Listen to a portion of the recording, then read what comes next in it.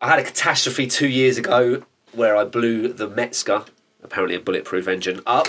I'm having an LS 5.3 litre with a couple of small turbochargers on the side on a turbo bodied, which people don't tend to do because it's like a pinnacle car.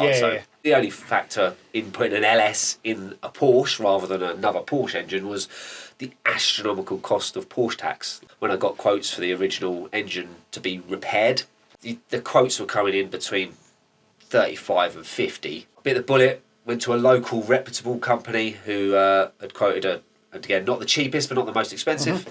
They took the engine out, took some of the ancillaries off, and then decided they were going to quote me at £94,000 rather than £35,000 plus turbos. So took the car back. My trusty friend over here was like, why don't you just LS swap it? And I was like, it didn't take long before I was like, that actually sounds like a cool idea, because just for the engine without the turbos, it's like 15 grand for a fully forged, built engine, run on a dyno.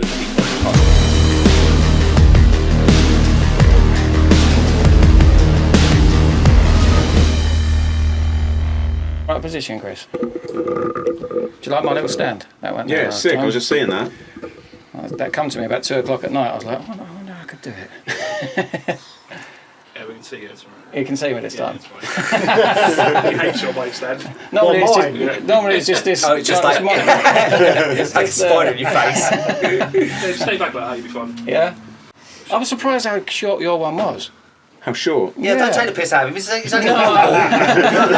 Don't take the piss out of his boy as well. It's better being short, isn't it? Otherwise, you just sit there like. But then our podcasts generally are about 3 hours long sometimes. Are they really? Yeah, if you look at Joe Rogan and things like that, they're like 3-4 hours long. Yeah, I and can't people bother love sit it. there for that. Yeah, but I think once you've got to that kind of stature and the guests he has, people want to listen to those people for 3 hours. Donald Trump. Oh, that was amazing. Absolutely insane. Yeah, and he's had Musk on multiple times, hasn't he? And he gets like some gnarly dudes on there, like SAS guys. He could go for, like you say, he could go from Donald Trump to an SAS to a rock star to the scientist. Person, and everyone's interesting. Is that all good, yeah? All good, all going. Everything's recording. Yep. Sound's recording. Yep. Nothing's hitting. It's always a bonus. I did turn one of them down here. Oh, really? Literally, like 2 minutes into it, my mic just goes. And then about a minute before the end, it comes back on again. Took me hours to sort that one out. Like you were saying earlier about time and things like that, it's taken me about 30 hours, between 25 and 30 hours a week. Bloody hell. Out of my week. It's a lot of time. Yeah, like editing and stuff. Yeah, that's the thing that takes, like, with the Matt Armstrong side of things, it's all well and good making these videos and having a crew of people, but you've got to voice over all those things and edit them all together. You know, like the 1 and 2 channels, the 2 channel you can see noticeably it's so much more like just... Yeah, thrown together. Yeah, exactly. Which I think I prefer. Yeah, like the polished side of the number 1 channel, I'm a little bit like, it's a little bit too, like, it's great for the sponsors and stuff. You can almost, with his first channel, you can almost see, we'll do this. Oh, it's going great. Then it's not going so great. Then it's going to go all right. Then it's not, and at the end, it's 99%. It's a it's like a Discovery Channel program. Yeah. What are you hearing? Like a phone interference. I've got a signal. They see me rolling. Do you want me to put the phone over there? Your phone it might be better. Mine's by that window if you want to move down. Yeah, mine's over there and all somewhere. Like stick it there. We might have to nickname this the sweat box. Probably it's like a sauna. I didn't realise it was that kind of like coffee. You wait for a couple of farts to come out. Right. Is that better? Right. I feel like we've pretty much done the podcast already.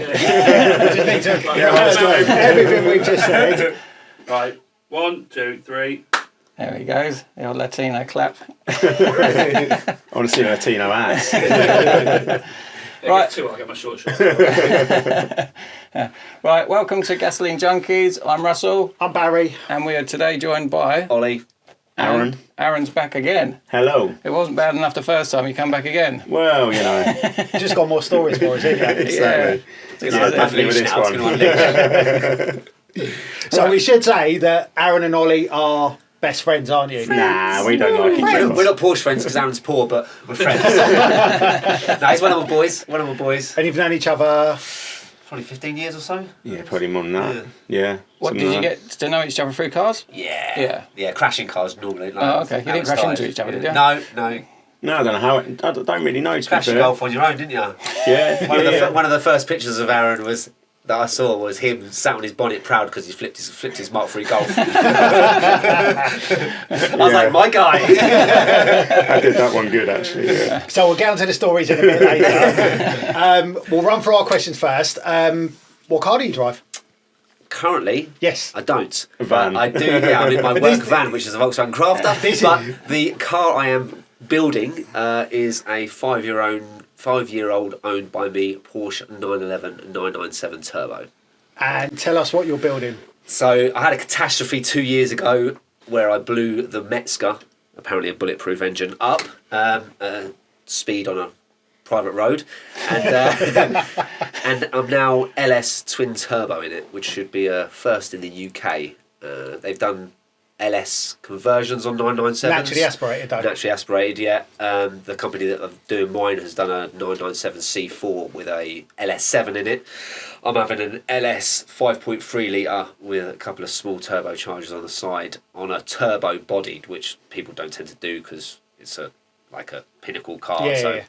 So yeah, it should be pretty cool. That's going to be really cool. Yeah. So the purists are going to absolutely hate you. They hated me anyway because I was already like stripped out, cage, lowered, BBSs. I've got a genuine GT2 rear bumper on the back because I like the louvers on the side of the bumper. It's a bit more aggressive looking, and it was tuned already, so it was already like spitting flames and causing trouble. So I was already and I'm not really a purist looking kind of guy. No. Most Porsche purists are about 70 years old, That's retired. normally a comb over, not mohawk. Especially, I hung upside down last night while I slept, so that kept it up. So yeah, purists are all about 70-something years old and got 3 or 4 stock Porsches, and you don't change what the Germans built, you know. So yeah, it's going to be cool. It's going to be cool. I've never been a purist, and I've always been someone that modifies cars. So having the opportunity to modify a Porsche has always been cool. But then this has forced my hand to go the next level and do something completely different. And the only factor in putting an LS in a Porsche rather than another Porsche engine was the astronomical cost of Porsche tax. Like the parts are just obscene. Then the specialists seem to charge obscene amounts of labour for it that could do this. So when I got quotes for the original engine to be repaired, which was a doable thing, it got oil starvation to the big end, so it had a massive big end knock. Literally sounded like a tractor on start-up after it had a catastrophe.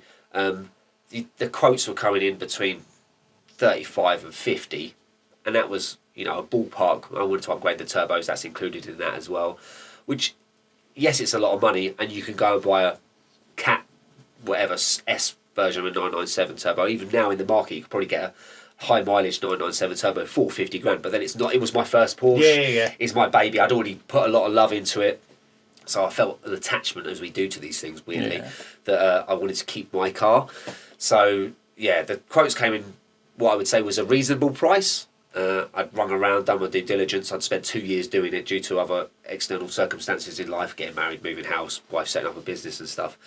So I bit the bullet, went to a local reputable company who had quoted again, not the cheapest but not the most expensive, good reputation, and they took the engine out, took some of the ancillaries off, and then decided they were going to quote me at £94,000 rather than £35,000 plus turbos, which was just stupid. I got a friend who had a 959 engine built, so anyone that knows a 959, like it's like a prototype car, but they made a few for rally homologations. You know, they're £1.5 million cars now, with the ridiculous amount of technology on for the year of car manufactured. Early 90s, late 80s car. Early 90s car, like dual suspension, air and water cooled engines, magnesium wheels, centre lock wheels, like all sorts of stuff like that. I know that someone's had an engine rebuilt by the company I went to for under £100,000 for a £1.5 million car, and a lot of the parts they don't make, so they have to get manufactured. So to come back with that was just like, well, something's not right here. Yeah, so, the math in there, isn't it? Exactly. It's crazy. So took the car back. Then my trusty friend over here was like, why don't you just LS swap it? And I was like, a night of abuse, wasn't it? Yeah, and then basically. The next day I was like, look, I found this engine. And then like 2 days later he's like, I'm getting quotes. Yeah. So it didn't take long before I was like, that actually sounds like a cool idea, because realistically I've had a fully forged LS engine built, which is from the ground up. So you use the original on the 5.3 litre. You can't buy them new anymore. So you buy a old engine. Yeah. All you keep is the heads and the block, and everything else is brand new. So it's a fully forged crank, cam, pistons, rods, bolts, like valve. I've got titanium valve springs, twin springs, and stuff like that. It's just insane. Everything's new inlay. So yeah, that alone, just for the engine without the turbos, it's like 15 grand for a fully forged, built engine, run on a dyno to be put in the car. So I could have just run a naturally aspirated LS3 5.3 litre for like, it would have been less than 20 grand, plug and play in the car. So that's like half the driving. price of what they first quoted you. For the first quote, exactly, which is mad. And you'd run on that, on an LS3, you're running about 400 to 450 horsepower, which the stock turbo engine's only 480. Wow. So you're there or thereabouts. Yes, it would be a different feeling because it's not turboed and things like that, which is where we then get onto, well, I can't not turbo. Is it a heavier engine? No. So, yeah, it's actually lighter than the flat six by about 20 kilos, which is mad. Bear in mind it's got two extra pistons. Yeah, it's actually a lighter engine, which is mad. So it's taller. So the centre of gravity might be a little bit off, but it's a lighter engine. So, and I've already stripped out parts of the car and got lighter parts. You've saved him a fortune. Exactly. He'll put a bill in for 50 grand. Yeah, finder's fee will come next. Are we getting a Porsche now? So yeah, with the two turbos put on the side of it, it'll be about 750 horsepower. So, Right. Yeah, there's been a lot of fabrication work because the rear. Bear in mind, a flat six came out with two turbos. The Germans make it a very, very refined package, so everything's really nice and like compact. The turbos have got their own sumps on, for instance, whereas with my setup, we're running scavenge pumps for both turbos, just to enable the oil feed to be in there, and an oil cooler. Whereas the 997 lump's got a dry sump, so it's got an oil reservoir tank in front of the engine. So yeah, it's going to be a cool setup. The fabrication work pictures have been mad, and the turbos that are supposed to be small are bigger than my head. They look huge, they look massive. So does it have the potential to whack the boost up and I'll have get three figures? No, four figures. Sorry. No, well the problem with that is then transmission is an issue. So we're going to run the stock transmission, which they reckon's good for about 1,000 horsepower, from other people producing that through a 997 turbo engine. So the original option was me to put a LS7 in it with turbos, which would have been 1,500 horsepower, which was the discussion we started off with. So I was like, well, I may as well have more power if I'm doing all this work. But I'm not a dragliner, you know. And then if you are a dragster, 1,500 horsepower is like starter motor power in comparison to a dragster. So then you just go down this thing of bottomless pit of money, and there's always someone with deeper pockets and more horsepower, and it's the ability to get it down on the car. A street car, even four-wheel drive like the turbo is, there's only so much you can get down before you're struggling. I mean, at 600 horsepower, what it was before I blew it up, it was already wild. Yeah. You know, even the first day I picked it up, went up with my wife and one of my friends, picked it up from the dealer. This is amazing. Got it home. So, rang Aaron, was like, do you want me to come pick you up in the car?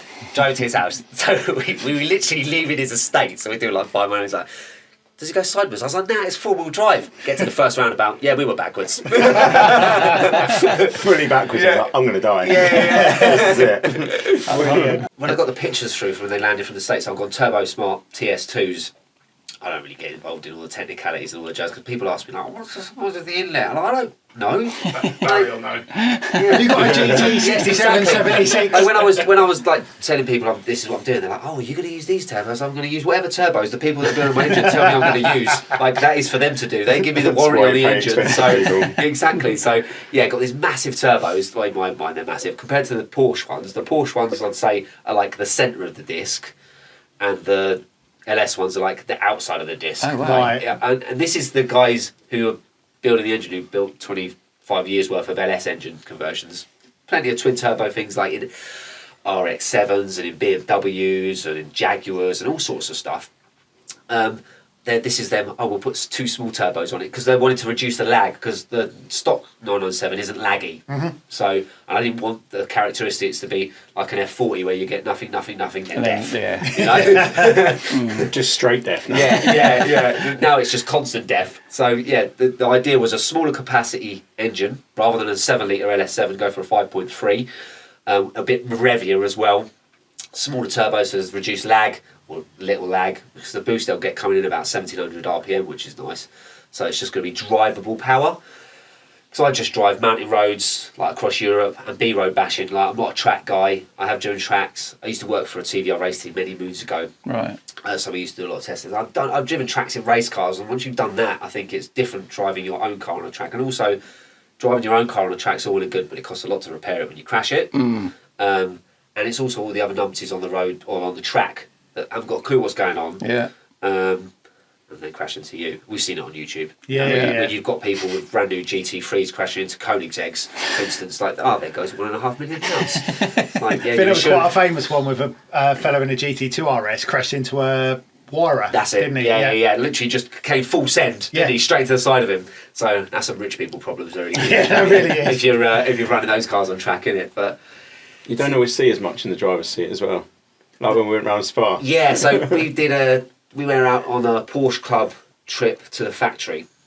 So Aaron and I went, and it was the 75-year anniversary special. So we did 2 weeks of driving with the Porsche Club, which I have to admit, I love it. The Porsche Club, there's a lot of stigma that goes with it about us, like people my dad's age, which he's in the Porsche Club. That's where I get my love of cars and Porsches from. Yeah.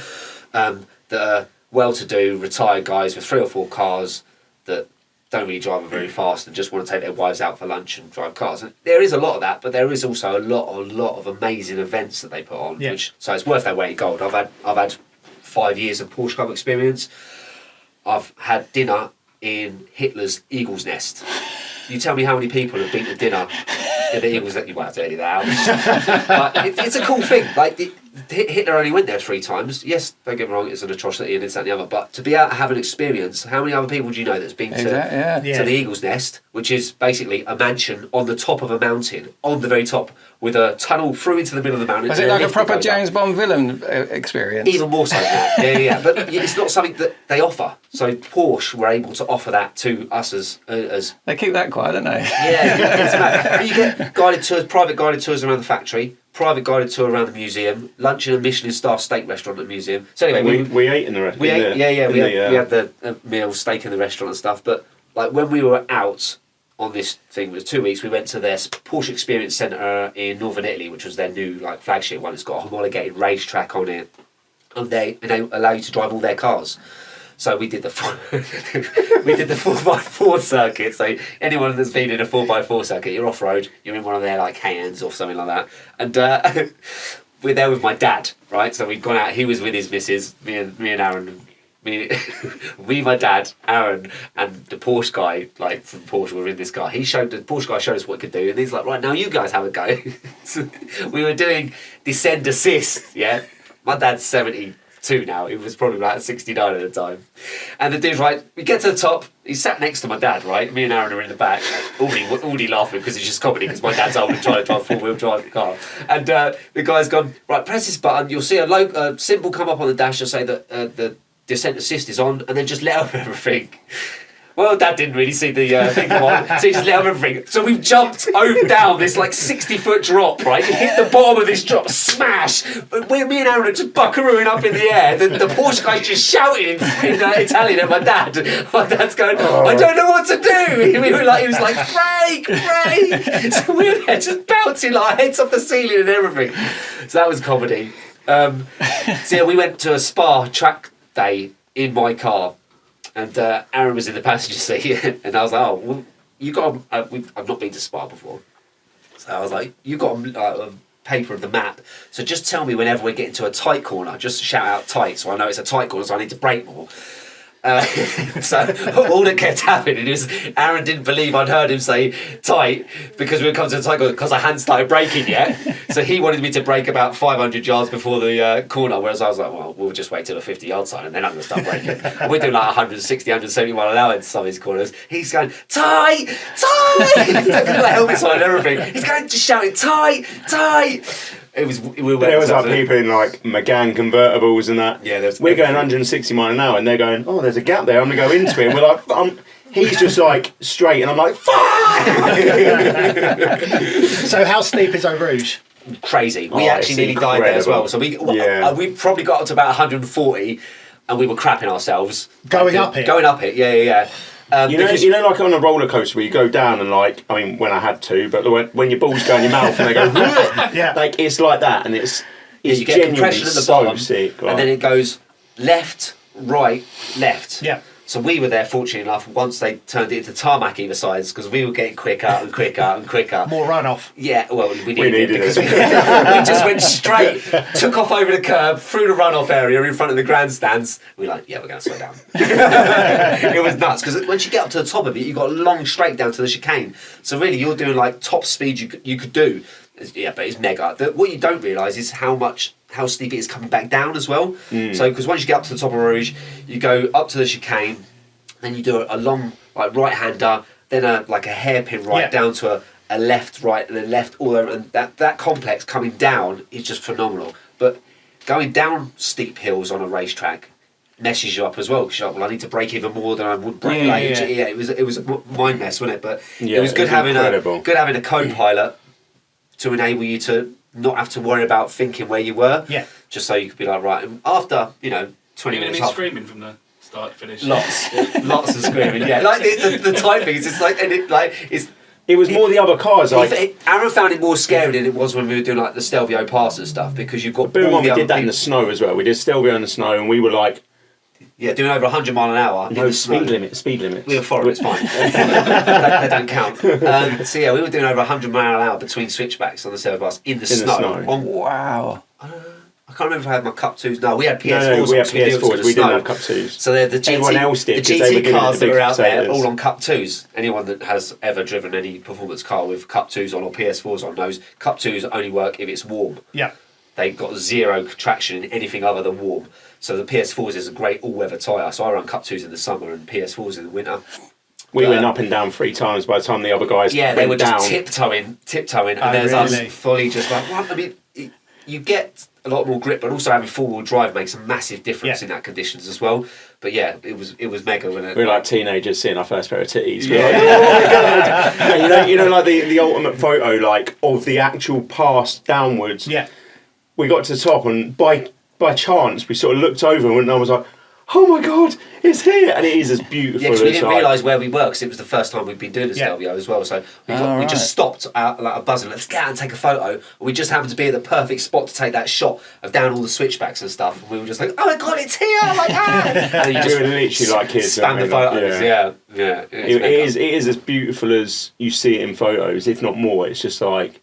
It's incredible. Like Stelvio is unbelievable. If you've ever like skied or snowboarded, there's no explaining how that feels and the environment you're in to anyone that doesn't do it. Yeah. And it's the same as even if you're a car guy. If you've not been out to the mountains and you've not done mountain passes, Stelvio is by far nowhere near the best mountain pass out there either. There's 10 times better passes. Stelvio is so tight on the front side of it that you're doing 5 to 10 mile an hour around the switchbacks, and they're like the gradient is like super steep, so you're like cocking a wheel and bouncing around. It's real clunky, but it's just a cool thing to be like, I've done the Stelvio. It's a well-known But it's good having a passenger as well, because you're twisting your head back going, right, we're clear, and then when you've got someone that can see up the other side, because on left corners in a right-hand drive car you can see, in right corners you can't, because so having the passenger to be out, it's cleared, so you can use both sides of the road as well, means you can put your foot down and go for it too. So what an experience. Yeah, it's that was the most incredible driving trip I've ever done. 100%. After that, me and the old man, he's got a few Porsches, decided to go and there's a book of 15 mountain passes in 5 days. And we did a trip based on that, but we did 20 mountain passes in 4 days. And we went down to the Alps, 2 days down, 2 days back, and 4 days driving the Alps and the Pyrenees of just everyday mountain passes. And that was absolutely phenomenal, mind-blowing. So through the Alps, through the Pyrenees, we've got luck. We're super lucky. We've got a friend who runs the 992 page on the Porsche Club forums and stuff. He is like epic at Google Maps, and also a good peddler. Yeah. So he comes and does all our tours. So we're off to the Black Forest in a month's time to go and do a driving tour around there. Just the three of us, me, my dad, and Tim.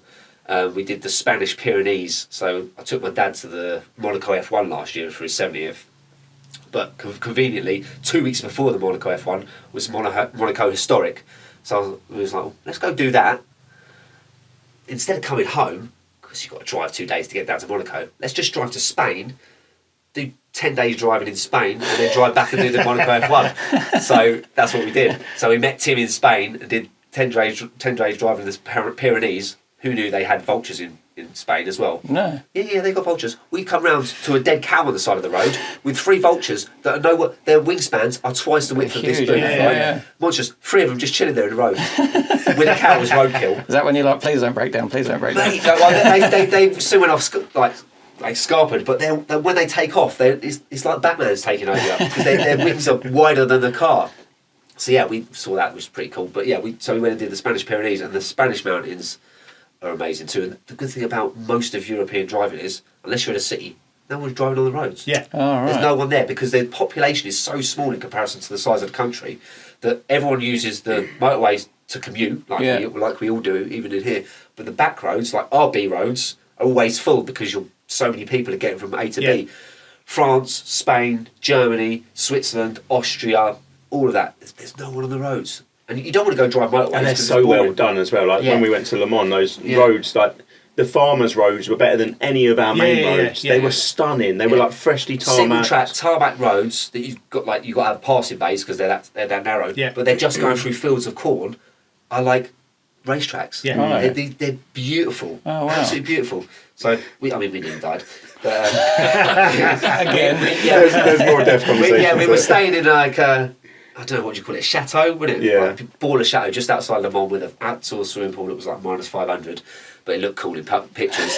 And we were like, right, let's go to the track. So we've all jumped in the cars to go to the track. The first day, I think it was, and Gary, our guy that was running our group, there was about 20 of us, wasn't there? Mm. About 12 cars, all range and stuff. We were in Aaron's 106. 205. Crappy Peugeot anyway, he says. We were in his crappy Peugeot, and Gary in his Boxster ahead. And we're going down one of these country roads, and there was this little like bridge to go over, like a gullyway for, not a stream, but like a gullyway for drainage. And we've just seen him take off. But we were so close, we weren't braking in time. So we've taken off, but on landing, we're literally in his boot. So he's locked up straight away. Gary's luckily done a hairpin left, as we've just locked up and just missed going into this cornfield. But we were on radios, and I messaged Gary, did you hear us nearly crash into you? He's like, yeah, I heard the tyres screeching. He had his roof down, and it was just us wetting ourselves like, we nearly died. There's been a lot. There's been a few jumps. I feel like this podcast could just be about their stories. 100%. Pretty It much. can be if you want. Yeah. But just jumping back to the Porsche, Yeah. did you say no one's ever done the swap before? I've seen 997 with a twin turbo lump done in the States, but not on a turbo body. There's a company called Chavis Performance that just do LS conversions. Like you could have your own one. They'd sell you a DIY kit, everything you need. They've got a few. They tend to buy 997s with written off engines because you can buy them pretty cheap. Right. Because people are like, I'm not paying all that money to have a Porsche engine rebuilt. Even a like stock Carrera engine, Hardtech are the like go-to guys to get your engine done. But you're looking at, to get the full engine done, anywhere between 10 and 15 grand, depending on what needs doing on a stock 997 engine. The reason the Metzger turbo and GT3 engine so much more expensive is because it runs parts off of what was their GT program. So the parts are just crazy, even more Porsche tax than normal. I think if you watch Gas Monkey, they did an LS swap to race against Richard Rawlins' new 911 turbo he brought. I can't remember what one it was. It was the fried egg. 996. 996. Yeah. But it was poor man's 997 basically, because yeah, let's face it, if you like a 996 headlight, you've got something wrong with it. Or you're poor. It was a convertible, and they just did it as a thing. Nice. Yeah. It's definitely a cost-effective conversion, and there's loads of them in the States, like massive amounts. Yeah, I'm surprised because it's so much cheaper. A lot more people haven't done it. Yeah, I think the problem is there's a lot more people doing different conversions. So even the Porsche Club have put stuff in their magazines now of like a guy who had a Boxster, Mark 1 Boxster. And again, you can pick those up. I mean, crappy ones are like £5 grand. Yeah. A decent one, 10 to 12. But if your engine costs more than 12 grand to replace, because let's face it, it's the same flat six that you've got in a 996, right? Yeah. Then it's a write-off. So then if you're handy yourself, I could do some work, but I'm not that well inclined. I haven't got the time because I'm too busy working to pay the bills to put the 997 turbo engine or the LS turbo in my car. But I spend a lot of time working, so I don't have the time. And if I do have downtime, I don't want to be messing around with the car. It's different. It was different when I had like a Mark III Golf, because I could just rattle can stuff and bolt something. It's a completely different kettle of fish when you've got a car that could do 200 mile an hour and you need to work on yourself. I'd rather just have someone that knows what they're doing. So the guy with this Boxster, for instance, put a BAM engine in it, so a 1.8 turbo. Okay. You could pick up a 1.8 turbo engine for 250, 300 quid. Yeah. You know, so yes, he rebuilt it and upgraded it, so he was running like 450 horsepower. That's nearly 1.5 times the horsepower the stock car had, but for a fraction of the cost. Yeah. You know, the joys of technology now. 20 years ago, it was super hard to make different engines to different gearboxes because of the CNC process and it was a very expensive thing. Yes, there was the ability, but it was mad money. Yeah. Now you can go and get anything CNC. There's people out online that will just, I'll send me what you want if you've got a design and I'll just make it for you and it's a few hundred quid. Like the cost of the raw materials has come down, depending on who's going to war at the time. But yeah, so the ability to do this now is becoming a lot more, I don't know, I wouldn't say it's more affordable. It's more accessible. More accessible, that's right, yeah. So, and I can understand it with, you know, the prices. If you go to a local Porsche dealer and want anything, it's mad money. No matter what it is. It's just... But even the service cost between that and, you know, the Mesner engine and your new engine is... Yeah, well, yeah, to service if you go to Porsche for a small service, which is an oil and filter change, and then they inspect the car, it's like 700-800 quid. If you go for a large... Bear in mind, all they're doing is oil and filter change, and then they inspect the car. Then they come out and be like, oh, Mr. Mazzy, you owe us $1 billion if you want to get all of this stuff fixed on the car that, like, you don't need. For instance, the last large service I had, my car, when I bought it, came out of a farmer's collection, so it'd only done 20,000 miles at 16 years old. Full Porsche history. I mean, it was immaculate. I've just ruined it since I was going to say, you did a good job yeah, out then, didn't you? I'll show you, purists. Give me your collector's car and I'll ruin it. So I was like, I want to keep the Porsche history, but once you figure out what goes into keeping the Porsche history, so yes, you can get all the stamps, because that's what people are looking for, but the stamps don't actually mean anything, because all you're getting for a major or a minor oil service is an oil change and an inspection. The major service is a more detailed inspection.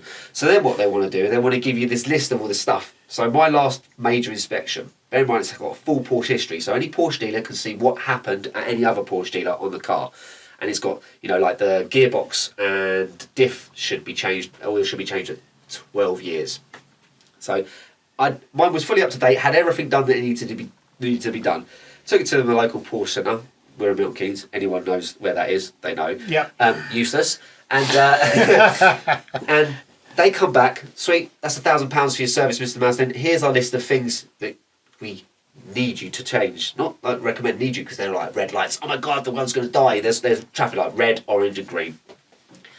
Had my BBSs on there, which are a far better wheel than the stock Porsche wheel. They're basically racing derivative, they're E88s. You need to change those. You need to change your tyres because you've got Cup 2s on there. They should have PS4 N-rated tyres. I was like, you've got a 500,000 GT2 RS 991 upstairs that's got Cup 2s on. You're telling me my poor man's 997 turbo needs to have different tyres on. I was like, that don't make no sense. I'd upgraded my brake lines from rubber to braided hoses. I need to change those because they're not Porsche. It needs to have the spark plugs changed. Well, that happened last time it had a service at Porsche. Should check that on your thing. Need to have the auxiliary belt changed. That happened 2 services ago and isn't due for another service. Wow. Need to have your 12-year oil change done on your diff and your gearbox. Well, that happened at the last. So all of these things, if I didn't have a clue about cars and I didn't have a clue how to, because when I got all my receipts and the information, yes, it had a service stamp book, but I didn't have all the receipts from the service thing, so you don't know exactly what happened. But I can ring up Porsche. They won't give you all the receipts, but they'll give you a spreadsheet, basically, because of GDPR now, of everything that happened. So I had said it now. From the service centre that I took my car to, the exact things that had happened to us. So I knew what needed doing when. They couldn't be bothered to look at that. They just wanted to charge me for what turned out to be £4.5 grand worth of work on top of £1,000. I was going to say it was £1,000, then the work on top of it. And that's how these dealers make their money, because they get people going either that don't know any better, or they are able to afford to be like, well, if that's what they say, that's what I need to be done. And that really, really doesn't sit well with me. No. I own my own business. I offer customer service. Once you do, same as him, and when we get good customer service wherever we are in the world, we're like, oh mate, it goes a long way. You either tip them or you let them know, or you write a review. Yeah. You can plug your business if you want. There's 4 people that watch it, so yeah, 4 one people. of them might. To the 4 people that need landscaping, Ollie and Nancy Jones. I don't turn up looking like this, honestly. I do have a professional side, and it's a very small side. But yeah, if you need landscaping work, holla. Small side. Oh, that's not. That doesn't even register as small. It's micro. That's what it is after hours work. Yeah. My OnlyFans micro penis thing is not going to be any good, mate. Any good. All those 4 people are going to look for my penis. It's going to be Barry over there. You're going to be disappointed. Yeah. So welded it. Put What some did the hot S stand for? Had like one of those at 90 mile an hour, we'd be overtaking him, so we had a tow rope rather than a bar, so he just slowed down, so I was like, well, I'm going to try and take it. So I got my car in front of his car, like with the nose, with a tow rope attached. Welfare 1.2. Again, your polishing rags were just red, like your car had a period on your hand every time. It was ugly before that. Yeah. They actually improved me. You know? So the next one was a I was going to say, I was surprised you still got your she didn't bite it off, bless her. It was nice. It was nice. That would work. Keep up, Yeah. Sorry. Bit warm there, he's turned off. Turned off already, isn't he? He's like, He's having his granddad this guy's nap. a trainer. Yeah, let's invite these guys on. Sorry, what did you say? Turn the old hearing aid. There seems to be a common theme between you. Yeah. About a story about East French police hate us as well.